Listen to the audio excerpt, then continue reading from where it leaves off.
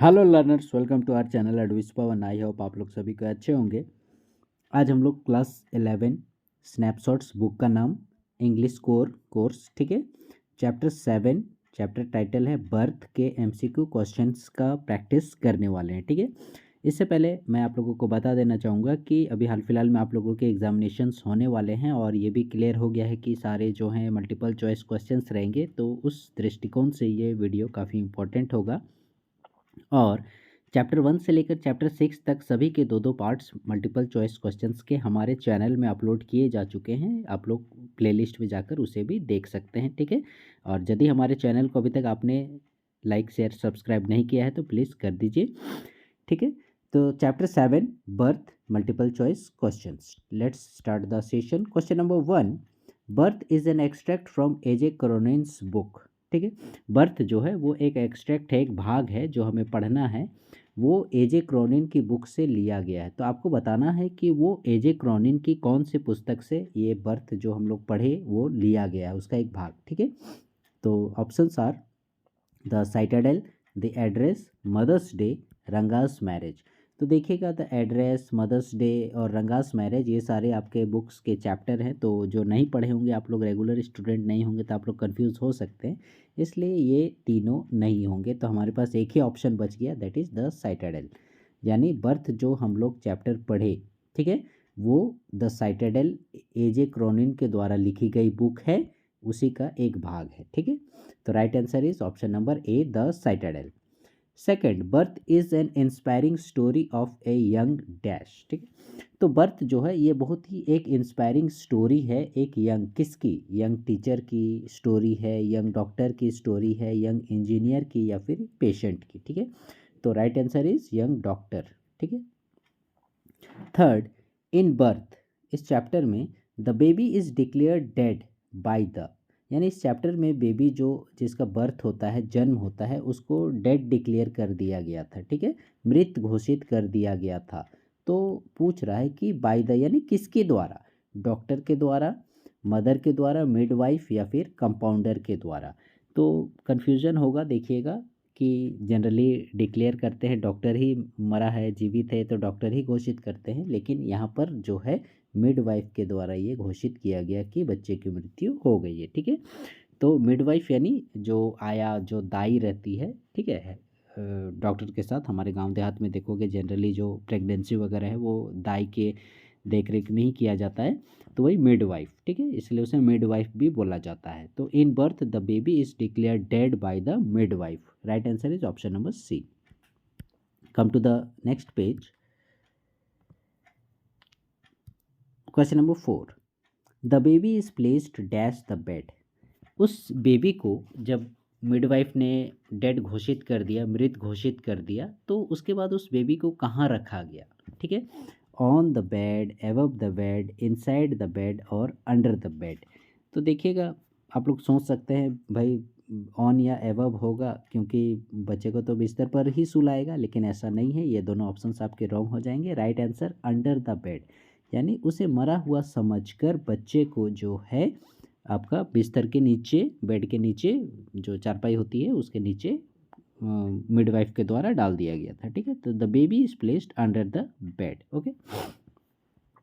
5, dash newly out of medical school. ये जो options है इनमें से आपको सेलेक्ट करके बताना है कि एंड्रयू मैनसन, एजे क्रोनिन, चार्ल्स मैनसन और फिलिप मैनसन, इनमें से कौन जो है वो जस्ट मेडिकल स्कूल से पास आउट हुए हैं। तो इसका राइट आंसर ऑप्शन नंबर ए, एंड्रयू मैनसन, यही वो यंग डॉक्टर है जिसकी कहानी इसमें हम लोगों ने पढ़ी, ठीक है। Question number 6, Andrew began his medical practice as an assistant to. Andrew जो है जैसे ही उसने मेडिकल स्कूल से वो पास आउट हुआ और उसके बाद वो प्रैक्टिस करने लगा, ठीक है, तो एक असिस्टेंट के रूप में, सहायक के रूप में प्रैक्टिस करने लगा। तो किसके अंडर में, तो इस तरह से जब आप लोग भी कभी मेडिकल की पढ़ाई करोगे तो डिग्री जब ले लोगे तो उसके बाद आपको कोई सीनियर डॉक्टर वगैरह होते हैं, उन लोग उसके अंडर में आप लोगों को एज ए असिस्टेंट प्रैक्टिस करना पड़ता है, ठीक है। तो वो कौन डॉक्टर थे जिसके अंडर में एंड्रयू मैनसन ने स्कूल की पढ़ाई करने के बाद शुरू किया प्रैक्टिस, ठीक है।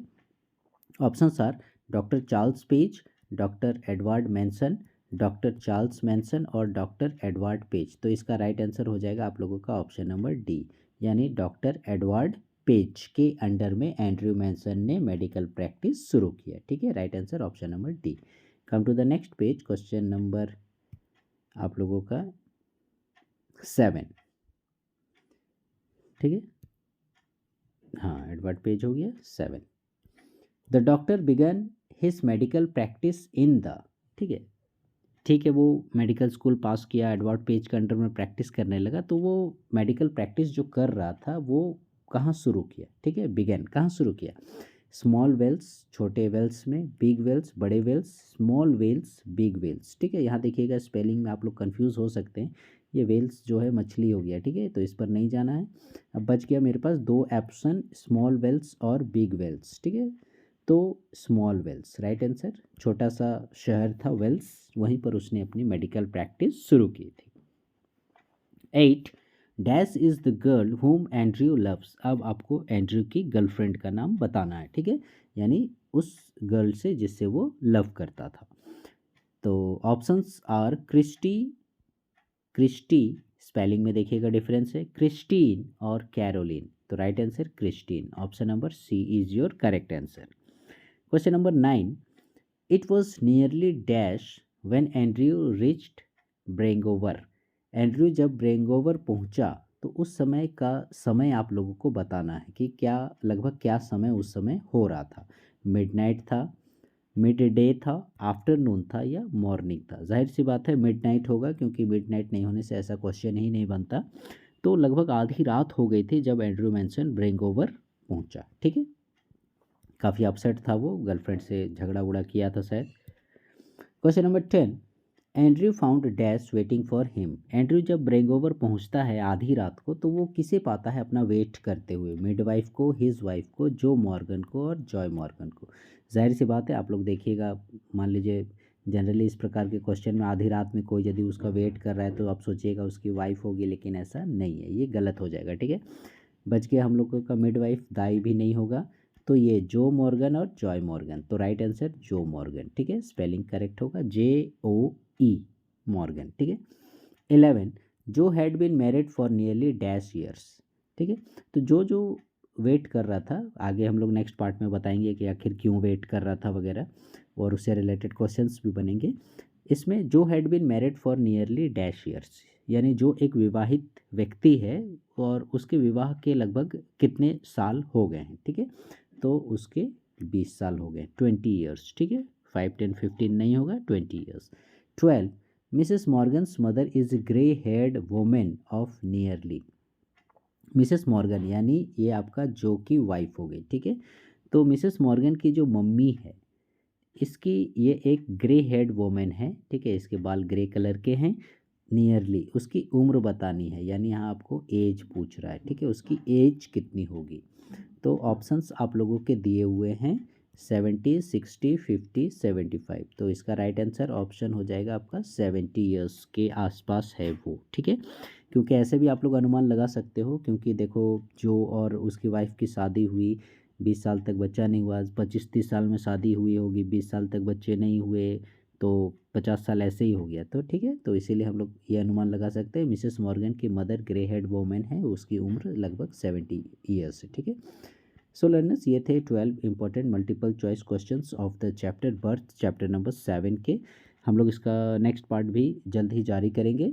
और मेरा फिर से रिक्वेस्ट है कि आप लोग एग्जामिनेशन के प्रिपरेशन के लिए जो है टेक्स्ट बुक रीडिंग ज़रूर कीजिएगा, और जितने हमारे 2-2 पार्ट अपलोड किए जा चुके हैं 6 चैप्टर तक, वो ज़रूर आप लोग देख लीजिएगा। ठीक है, so learners, please stay connected with our channel एडविस Pawan, and please like share subscribe our channel. Thank you.